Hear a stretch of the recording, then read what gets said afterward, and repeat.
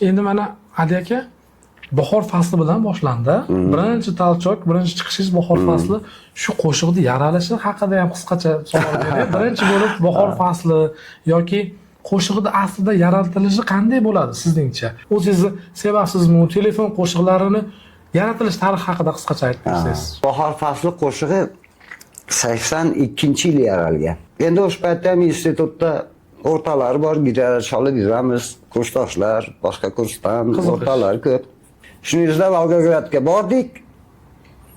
U yerda ham gitara bilan bu narsalar qilib yuramiz, ashlatib yuramiz. Shunda bir fikr kelib qoldi-da. Bahor fasli, gullar ochilgan degan ideya bir nima keldi-da.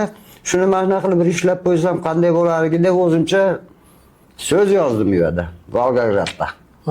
Bu ashula Volgogradda bo'lgan. 82-yil. 82-yil. Keyin uni so'zini qildik. Uni butun kurs aytib yuradigan bo'lib qoldik keyin. Keyin uni elga berdik. El ichida bu yaxshi o'ziga normal auditoriya oldi.